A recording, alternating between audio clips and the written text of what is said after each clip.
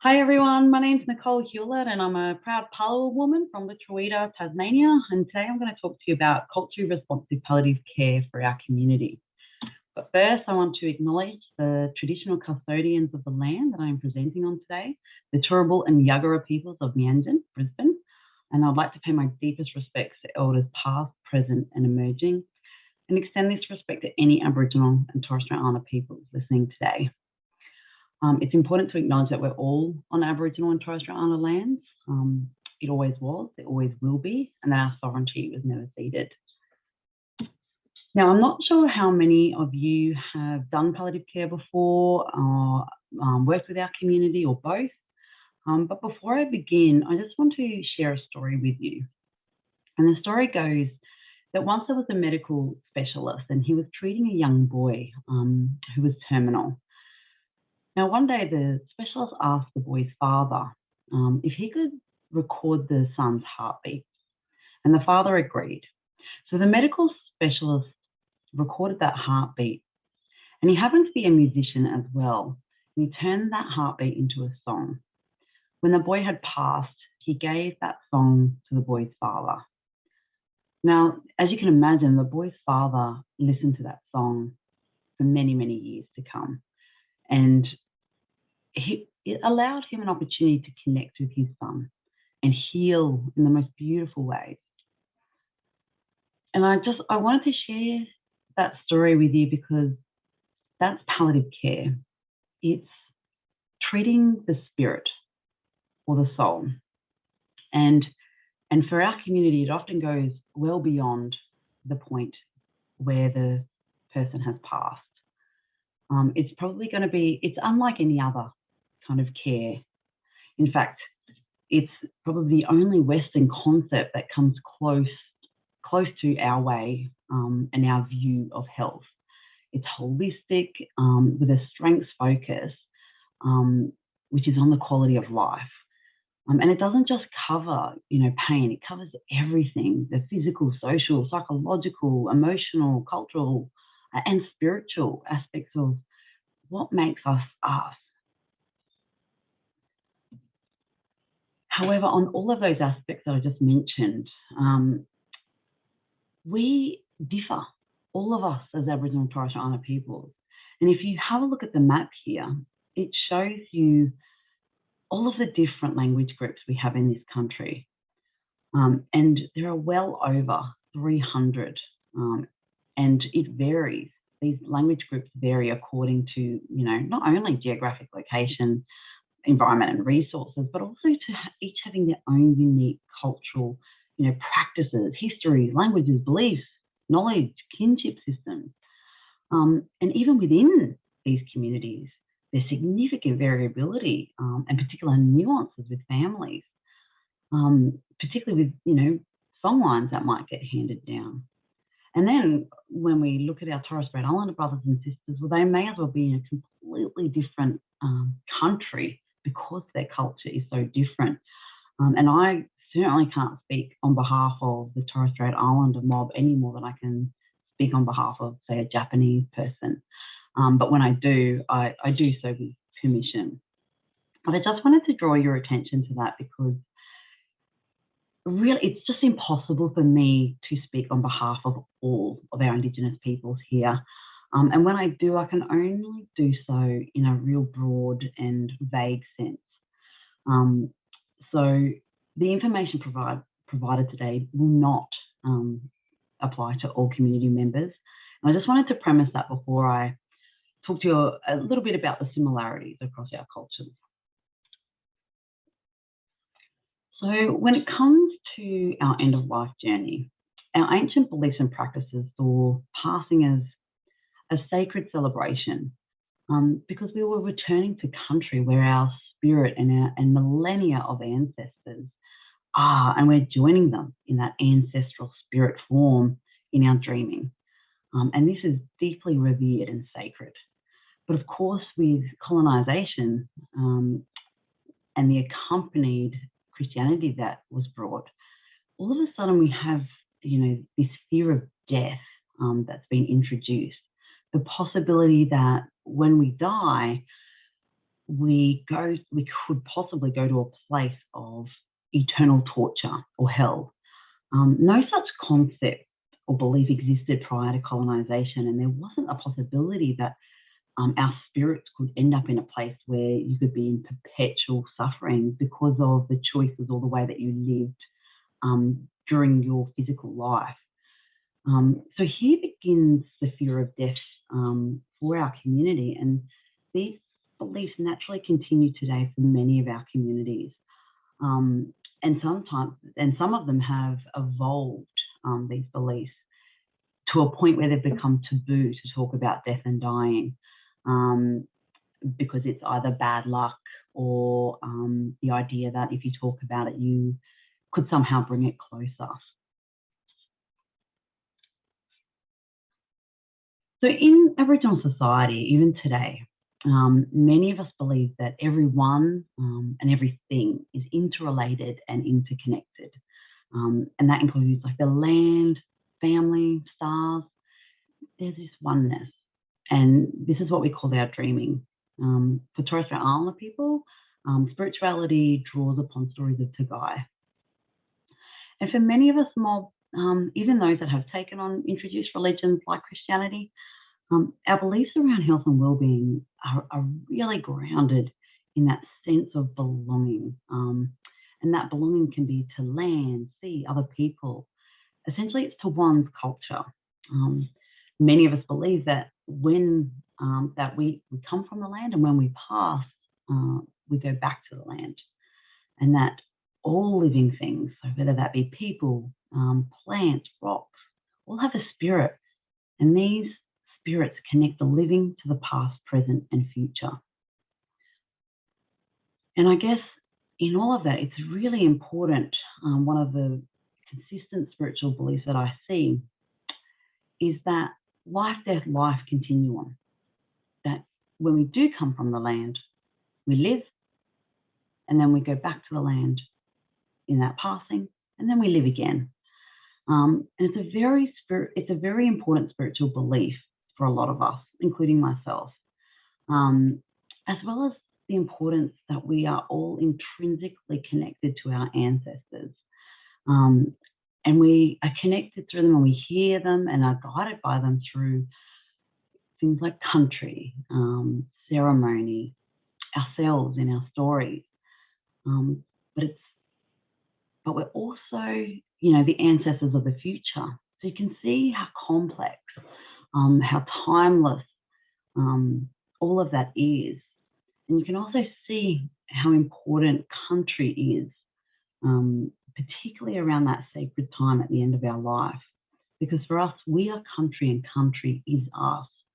We don't separate that aspect of our beings, as well as, and that's why we don't believe that we own the land. If anything, the land owns us. So this is why our health and well-being is so holistic. And when it comes to palliative care, many of us need to return spirit back to country in order to continue on that life, death, life journey. Different communities have different protocols and ceremonies around this, but traditionally that life, death, life continuum and our relationship to country is quite similar across cultures. Now, again, that said, many of us don't live on country, or we've been relocated at some point in history. And in no way does that diminish our cultural or spiritual connections to country.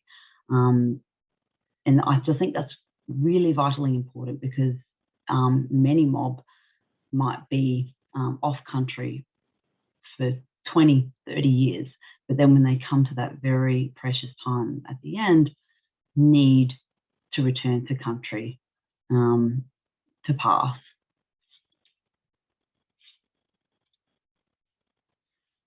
So, if it's our way and we have all these incredible spiritual and cultural roots that stem back, to the dawn of time, why don't we access palliative care?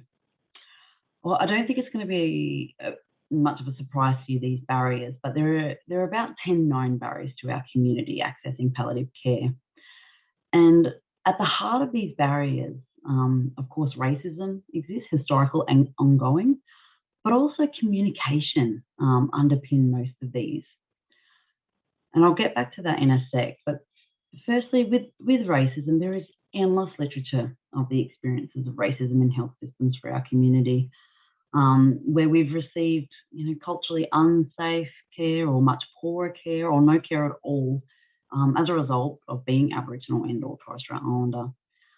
This is a systemic barrier across the nation because these systems are intrinsically non-Indigenous and therefore intrinsically built on non-Indigenous ways of knowing, being and doing. And that's often at odds with our own ways. So often, we won't even attempt to seek from these systems any sort of help, which results in presenting quite late to any sort of health system, and if at all, in palliative care. These are the highlighted barriers where each and every one of you can help. Because the other issue is one of communication. And that's both from our community and our misunderstanding of what palliative care is, which has been fueled by historical and current experiences, but also it's a result of non-Indigenous health professionals not understanding appropriate ways to engage and communicate with us.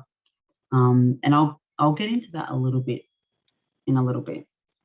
I first just want to highlight that we as Aboriginal peoples have been doing palliative care and looking after our elders and sick ones since the beginning. But we just don't call it palliative care. It's not our language, and we traditionally don't actually have a word for it. And those that are familiar with the word palliative have terrible experiences in hospital or by individuals or organisations. And those sorts of stories, they flood our grapevines in every community. And now that we have things like Facebook and the like, those stories are faster and more furious than they've ever been before. So for many, that word palliative care is deeply stigmatised. And that's translated into a lot of misunderstanding around what palliative care actually is. And given that most of the associations with palliative care are negative, like hospitals, death, pain, loss, trauma, most mob just steer clear of it altogether and any Grim Reaper workforce within it. And this often means that a lot of our communities are caring for sick family members alone, and they're carrying that burden alone without support or resources. And that's one thing that IPEPA and many other palliative care projects, both Aboriginal and Torres Strait Islander and non-Indigenous, are trying to change.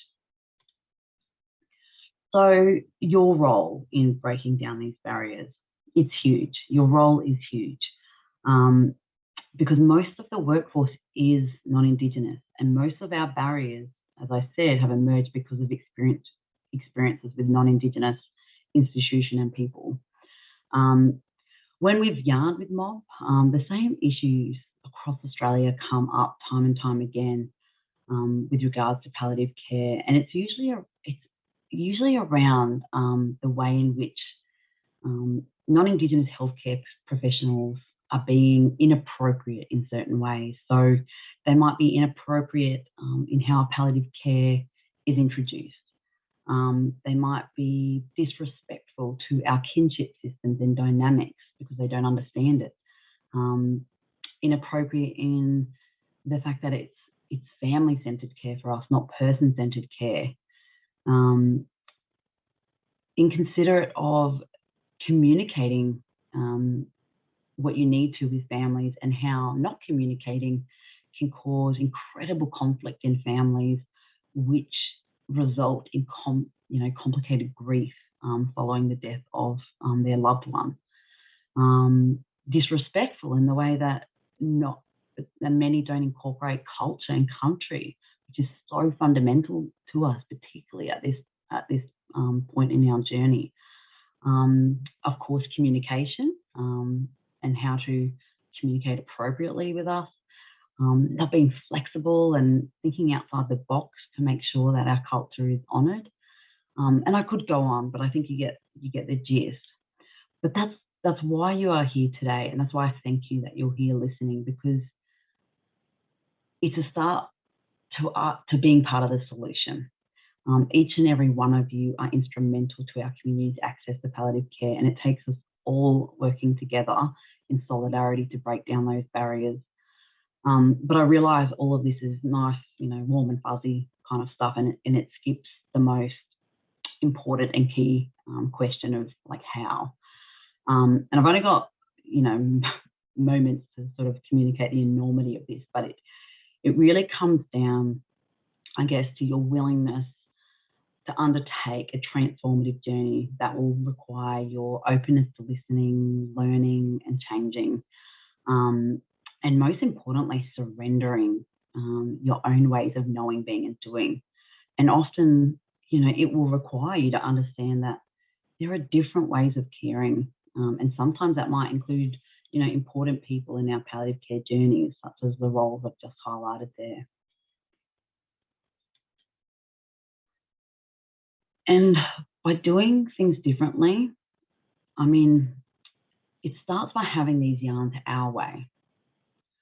And that way is holistic.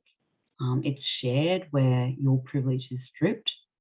And we're genuinely equal in this two-way process. So that Aboriginal and Torres Strait Islander peoples can equally have a share in that decision-making that is equal to that of the healthcare professional providing the service. And as you can see by this model, sharing your story and your truth it's crucial to this relationship, because it coincides with feelings of trust and safety. Only then can we tell our story, including what culture means to us, what our spiritual connections mean to us, and what our kinship means to us if we have that. Because each of these things are unique to every single person, as unique as our fingerprint. Culture is different for every single person. So it's not about you knowing everything and learning everything there is to know about our culture. That is impossible, as you've just heard. It's about connection and, more importantly, trust. How you develop and build that trust and prioritise that trust with the person and the family sitting in front of you is everything in this. Because there's not going to be any lesson like the lesson you get from deeply listening to the Aboriginal and/or Torres Strait Islander person sitting in front of you. Because I realise and I respect that many of you have learned about our history, and you might be nervous and caught up because you don't want to say the wrong thing or do the wrong thing, particularly after I've just gone on about communication there. But often what this leads to is you being caught up in your head and playing out an entire circus in your head. And how this translates to us in front of you is a disconnect, because you lose your realness, you lose your authenticity in the yarn or in the conversation. And often because you are uncomfortable and because sometimes people feel that they need to have all the answers, you might fill silences even with conversation, so that, or because you think perhaps there's you said something inappropriate or it's not going well, when in reality a lot of our community have silence because we are reflecting and considering our response. And so it's really important for you to get comfortable with silence and allow that to happen. I encourage you to be mindful of that, and remember that for us and many cultures, that storytelling is a bridge to building intimacy, trust, and connection. And so when you have this ultimate privilege of an Aboriginal and Torres Strait Islander person sitting in front of you, make the conversation real. Tell your story and not your professional one. Strip away that privilege. let us get to know you. Where did you come from? Who's your family? You know, where do you live? What makes you you? And then tell me you know nothing about my journey, but you're here to listen and to learn. To be honest, it is as simple as that. And I promise you that every time that you speak to an Aboriginal or Torres Strait Islander person, you will learn something deep, something that will move your spirit and change your heart in some way. But you need to be open to that learning and understanding, and to know that you don't have to have the answers, and we don't expect you to.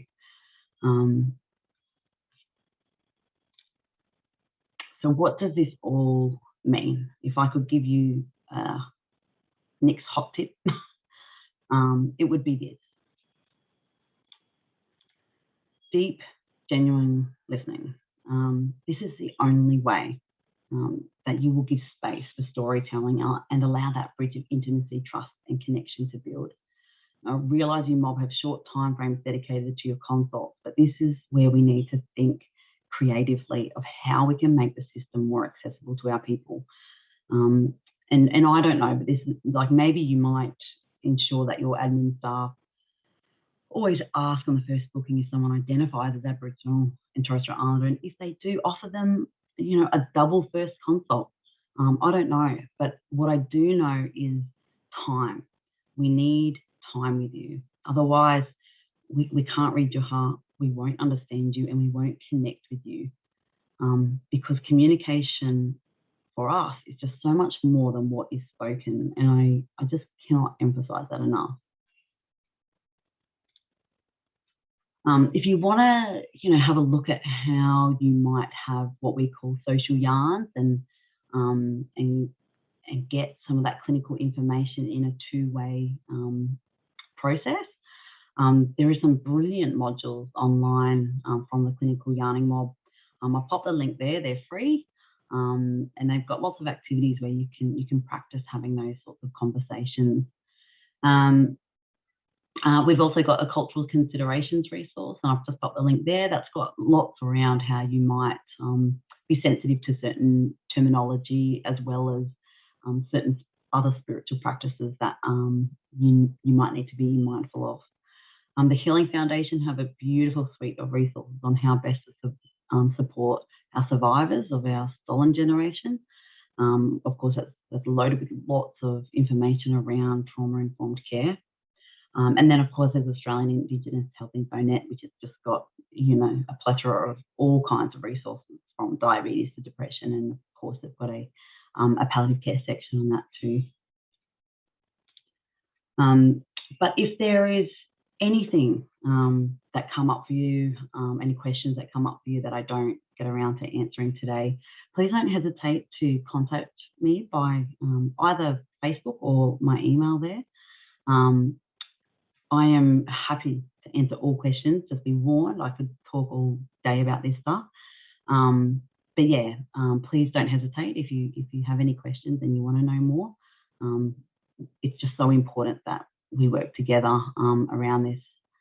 But yeah, otherwise I should be here for questions right now. So please come at me.